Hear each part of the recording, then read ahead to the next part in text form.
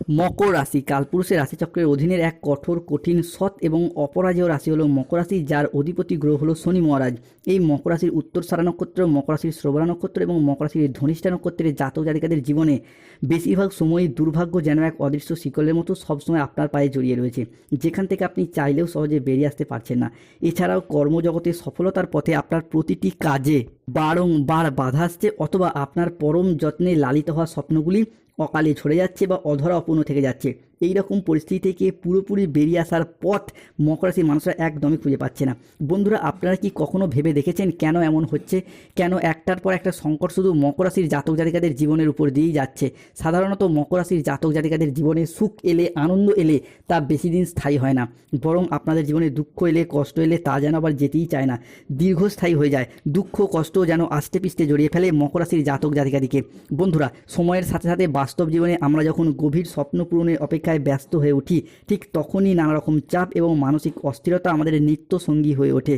যখন আমরা এই নানাবিধ প্রতিকূলতার মাঝে জীবনকে একটু সুন্দরভাবে সাজিয়ে গুছিয়ে নেওয়ার চেষ্টা করি, হয়তো কর্মের জায়গায় প্রতিষ্ঠিত হতে চাই, নিজেদের স্বপ্নের বাড়ি করতে চাই, গাড়ি কিনতে চাই, কিংবা ব্যবসার জায়গায় সুপ্রতিষ্ঠিত হতে চাই, ঠিক তখনই কিছু মানুষ কিংবা এমন কিছু সমস্যা আমাদের জীবনে প্রবেশ করে যা আমাদের জীবনকে ভীষণভাবে দুর্বিষহ করে তোলে। এই রকম পরিস্থিতি থেকে পুরোপুরি মুক্তি মকর রাশি বা ক্যাপ্রিকন রাশির মানুষরা একদমই পাচ্ছেন না। এর ওপর আবার বিগত কয়েক মাস বা কয়েক বছর ধরে শনি রাহু কেতুর নেগেটিভ প্রভাব কিংবা সাড়ে আংশিক প্রকোপ চলার কারণে মকর রাশির মানুষরা যেই কষ্টটা পাচ্ছিলেন বা পাচ্ছেন, এত কষ্ট বোধহয় মকর রাশির মানুষরা আগে কখনো পাননি। বিগত কয়েক মাস ধরে প্রায় সব দিক থেকে আশা হারিয়ে নিঃস্ব হয়ে গিয়েছেন। এরপর মকর রাশির সামনে আসছে বিশাল বড় পরিবর্তন। তার প্রস্তুতি কিন্তু আপনাদেরকে এরপর এখন থেকেই নিতে হবে। মকর রাশির কী পরিবর্তন আসছে, কোন দিক থেকে পরিবর্তনগুলি হতে চলেছে, এই সমস্ত কিছু নিয়ে আজকে আমাদের আলোচনার মূল বিষয়। নমস্কার দর্শক বন্ধুরা, আমাদের AJVT অ্যাস্ট্রো জ্যোতিষ বাস্তু টিপস চ্যানেলে আপনাদেরকে স্বাগত জানাচ্ছি। আশা করি আপনারা সকলে ভালো আছেন ও সুস্থ আছেন। আজকে মকর রাশি বা ক্যাপ্রিকন রাশির বাংলা রাশিফলের এই আলোচনায় আমাদের আলোচ্য বিষয় হলো 2026 সালে দাঁড়িয়ে 8ই মে 2026 শুক্রবার, 9ই মে 2026 শনিবার এবং 10ই মে 2026 রবিবার দিন থেকে আগামী 21শে মে, 22শে মে, 23শে মে এবং 24শে মে 2026 সময়কালের মধ্যে মকর রাশি হিসাবে কি ঘটতে চলেছে গ্রহগতির এক আমূল পরিবর্তন। বৈদিক অ্যাস্ট্রোলজি অনুযায়ী এই সময়কালের মধ্যে গ্রহের অবস্থান যদি দেখা হয়, তাহলে মকর রাশি হিসাবে কি দ্বিতীয়ভাবে থাকছে রাহু, তৃতীয় শনি, অষ্টমে কেতু। তবে সাবধানতা অবলম্বন করতে হবে। অন্যদিকে শুভ গ্রহগুলির অবস্থান চতুর্থে বুধ শুক্র, পঞ্চমে সূর্য যাচ্ছে দশমভাবে, ষষ্ঠে বৃহস্পতি, সপ্তমে মঙ্গল এবং লগ্নস্থভাবে থাকছে চন্দ্র। সৃষ্টি হচ্ছে বুধাদিত্য রাজযোগ, সৃষ্টি হচ্ছে নবপঞ্চ মালবযোগ। অন্যদিকে শনি মহারাজের আশীর্বাদে সৃষ্টি হচ্ছে শশযোগ, সর্বসিদ্ধিযোগ। বুধ চন্দ্রের প্রভাবে সৃষ্টি হচ্ছে অর্ধকেন্দ্রযোগ।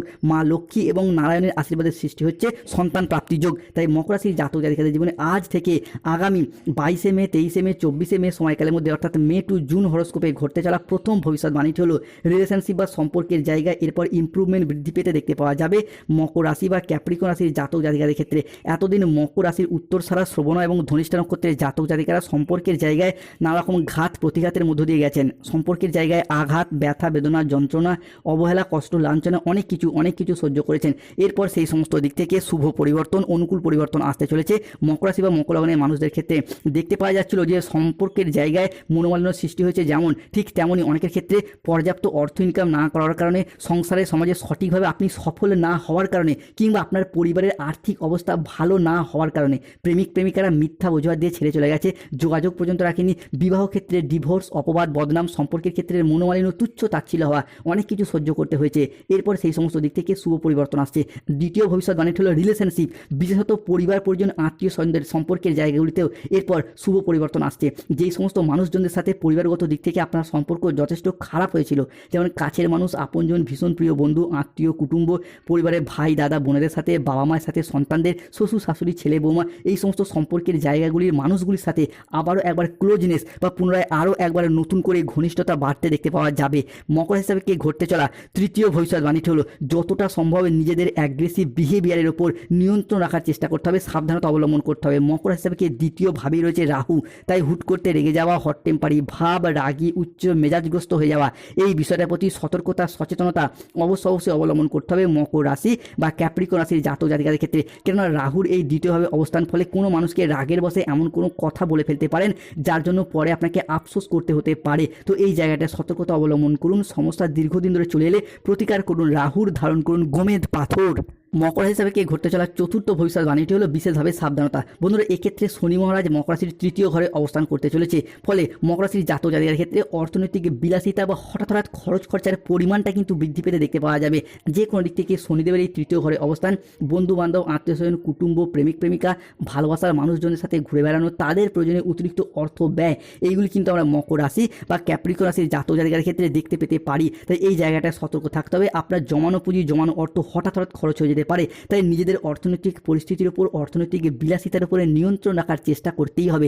এই রকম সমস্যা দীর্ঘদিন ধরে চলে এলে প্রতিকার করুন শনির, ধারণ করুন নীলা পাথর। মকর রাশি হিসাবে ঘটতে চলা পঞ্চম ভবিষ্যৎবাণীটি হলো এরপর আপনাদের রাশি হিসাবে জনসংযোগ বৃদ্ধি পেতে দেখতে পাওয়া যাবে। ব্রহ্মাণ্ডের আশীর্বাদ পাবেন, ইউনিভার্সের বার্তা প্রাপ্তি করতে চলেছে মকর রাশি বা মকর লগ্নের জাতক জাতিকারা। মঙ্গল, শুক্র, সূর্য কিংবা চন্দ্রের ট্রানজিটের কারণে আপনাদের মানুষজনের সাথে জনসংযোগ বৃদ্ধি পাবে বা যোগাযোগের মাধ্যম বৃদ্ধি পাবে। আপনার পাবলিক রিলেশন বৃদ্ধি পাবে। আপনি আপনার মুখের কথার মাধ্যমে, লোককে বোঝানোর মাধ্যমে অনেক সমস্যার সমাধান করে ফেলতে পারবেন।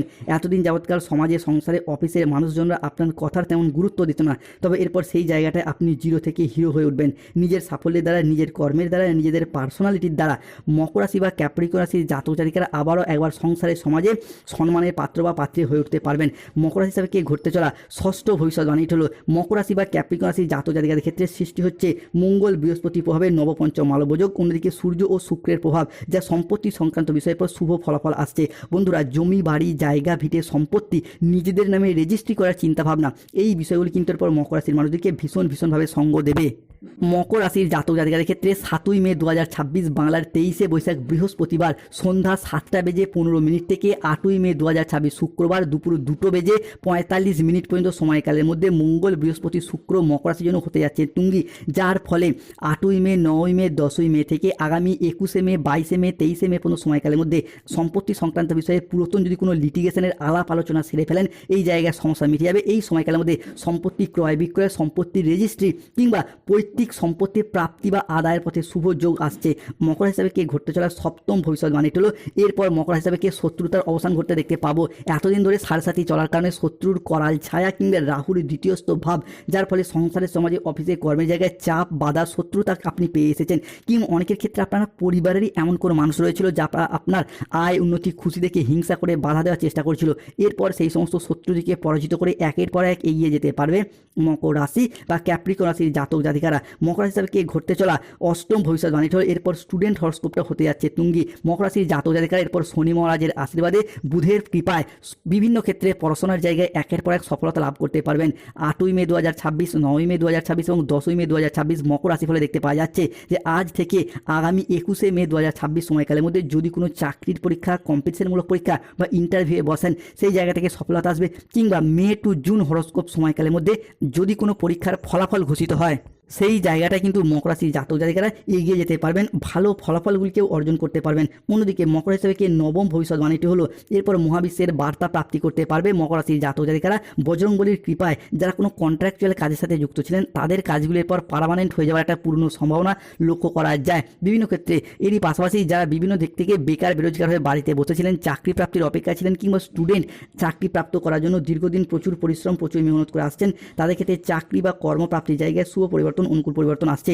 11তম ভবিষ্যৎবাণীটি হলো যারা চাকরি প্রাপ্তির ক্ষেত্রে ওয়েটিং লিস্টে আটকে ছিলেন, তাদের ক্ষেত্রে সমস্ত অপেক্ষার এরপর একে একে অবসান ঘটতে দেখতে পাওয়া যাবে মকর রাশি বা ক্যাপ্রিকন রাশির জাতক জাতিকাদের ক্ষেত্রে। অন্যদিকে 12তম ভবিষ্যৎবাণীটি হলো যারা সরকারি বেসরকারি দপ্তরে চাকরি করতেন, পেনশনের টাকা, ডিএর টাকা, বেতন বৃদ্ধির টাকা কিংবা কোনো পেমেন্টের টাকাগুলি আটকে রয়েছে, সেই আটকে থাকা টাকা পয়সাগুলি ফেরত আসার সম্ভাবনা লক্ষ্য করা যায়। শুধু তাই নয়, বিভিন্ন ক্ষেত্রে যারা কোনো সরকারি বেসরকারি প্রকল্পের টাকা প্রাপ্তির অপেক্ষায় ছিলেন, যেমন বার্ধক্য ভাতা, বেকার ভাতা বা বিভিন্ন ক্ষেত্রে সরকারি কোনো প্রকল্পের টাকা প্রাপ্তির অপেক্ষায় ছিলেন, তাদের সেই আটকে থাকা টাকা পয়সাগুলি ফেরত আসার সম্ভাবনা লক্ষ্য করা যাচ্ছে।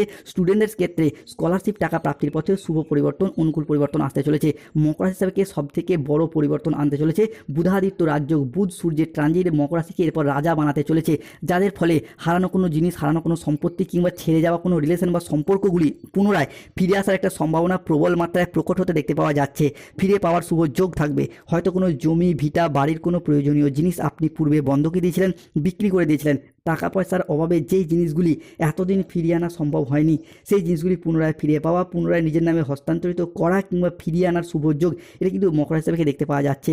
তাই কমেন্ট বক্সে লিখবেন জয় শনি মহারাজের জয়, জয় বজরংবলী হনুমানজির জয়। ভিডিওটিতে একটি লাইক করুন, চ্যানেলটিকে শেয়ার সাবস্ক্রাইব করে পাশে থাকবেন। অন্যদিকে বিবাহের ফলে ভাগ্যের উন্নতি কিংবা বিবাহের পরে ভাগ্যের উন্নতি, এই বিষয়টি এরপর গুরুত্বপূর্ণ প্রভাব বিস্তার করতে চলেছে মকর রাশি বা ক্যাপ্রিকো রাশি জাতক জাতিকাদের ক্ষেত্রে। এই সময়কালে দাঁড়িয়ে আপনার সপ্তমপতি লগ্নে, লগ্নপতি পঞ্চমে, তাই অবিবাহিত বা বিবাহযোগ্য ব্যক্তির ক্ষেত্রে বিবাহের যোগ তৈরি হচ্ছে। অনেকের বিবাহ অলরেডি ঠিকঠাক হয়েও গেছে, অনেকের বিবাহ হয়ে যাচ্ছে। তাই কমেন্ট বক্সে লিখবেন জয় শনিদেবের জয়। অন্যদিকে প্রেম থেকে বিবাহ হওয়া কিংবা প্রেম সম্পর্কগুলি পারিবারিক স্বীকৃতি প্রাপ্তির পূর্ণ যোগ লক্ষ্য করা যায়।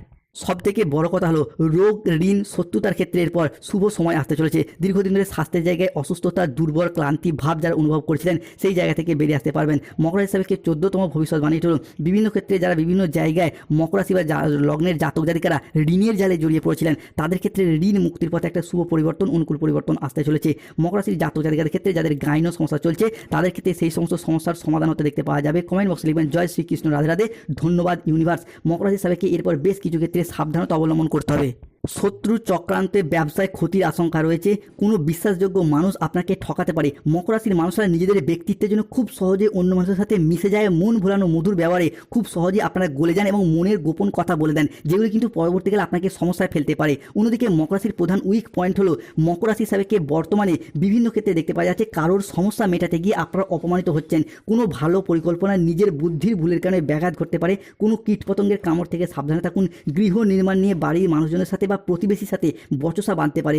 রাস্তায় বেরিয়ে কোনো কিছু চুরি হয়ে যাওয়া বা হারিয়ে যাওয়ার সম্ভাবনা লক্ষ্য করা যায়। হাতে পায়ে চোট বা আঘাতপ্রাপ্তির সম্ভাবনা লক্ষ্য করা যাচ্ছে। এরই পাশাপাশি এই সময়কালের মধ্যে বন্ধু বিচ্ছেদ দেখতে পাওয়া যাবে। যদি বন্ধু বিচ্ছেদ হয়, এই মানুষগুলি কিন্তু আপনাকে প্রতারিত করতে চাইবে, তাই এই জায়গাটা সতর্ক থাকুন। মকর রাশির মানুষরা যথেষ্ট জ্ঞানী, যথেষ্ট পরিশ্রমী, কিন্তু তাদের মধ্যে দেখা যায় ধারাবাহিকতার অভাব। যে কোনো কাজ করার ক্ষেত্রে আজ করব কাল করব একটা অলসতা বা ধারাবাহিকতার অভাবের কারণে সমস্যা আসতে পারে। প্রতিকার করুন বিভিন্ন দিক থেকে। যাদের চাকরি কর্ম ব্যবসায় বাধা চলছে, শনিদেবের প্রতিকার করুন, নীলা পাথর ধারণ করুন। ব্যবসার জায়গায় সমস্যা চলে কচ্ছপের আংটি ধারণ করুন, কিংবা 7টি ঘোড়া ছুটছে এই জাতীয় ছবি লাগান, শুভ ফল পাবেন। গাইনো সমস্যা চলে মুক্তার আংটি পরুন। দাম্পত্য সমস্যা চলে সিঁদুর কোটে দুধানে চিনি মিশিয়ে রাখুন। মে টু জুন মকর রাশির লটারি কাটার শুভ সংখ্যা বা ভাগ্যবান সংখ্যা